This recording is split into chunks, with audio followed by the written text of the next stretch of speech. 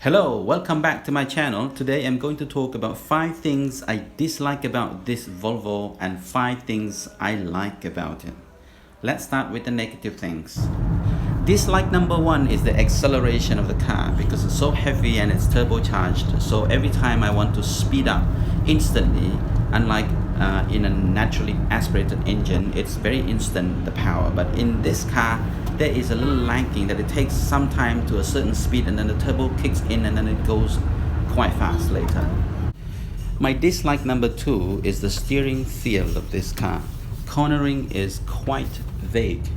So I have less confidence when turning compared to Toyota which is a lot more precise. When cornering, I feel it's a lot more fun. So this car does need some improvement with the steering feel. My dislike number 3 is the electronics, the controls and switches in this car.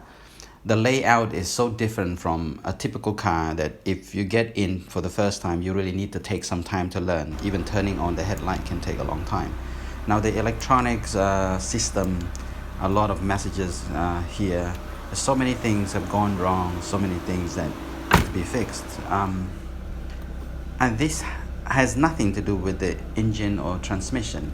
I mean, everything else runs fine, but just the alarm system, the other things that relate to electronics could be a difficult fix. My dislike number 4 is the rubber used in this car. While everything else has held up very well over the last 14 years, but the rubber used here is just so cheap and it doesn't seem to serve any purpose at all, and they all crack and fall apart, and it just looks ugly to be there. My dislike number 5, the fuel consumption in this car is very high. It's averaging 14.7 per 100 kilometers compared to Toyota, which is about 8 liters per 100 kilometers, so it's a big difference there. And now let's talk about 5 things I like about this car. Number 1, it's got to be the sturdiness of this car. It looks muscular, it's strong, and it feels really safe driving this car because everything looks really strong and sturdy in the car.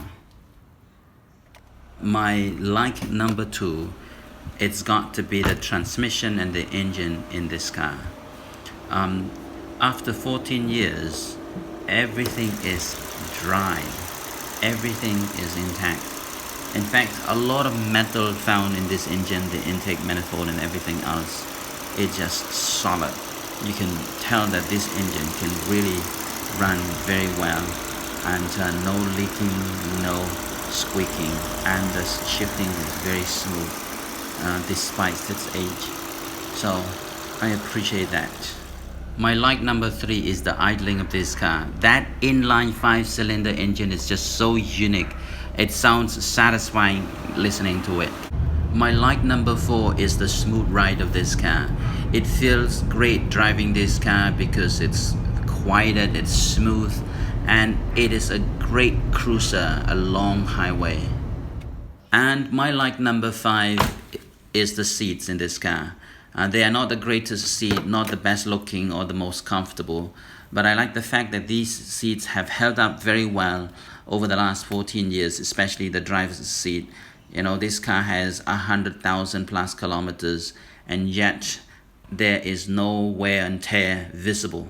Everything stays intact. So thank you for watching. I hope you enjoyed the video, and if you're new to my channel, do subscribe to it and let me know your opinion. If you have one, let us know how reliable your car has been. Thank you.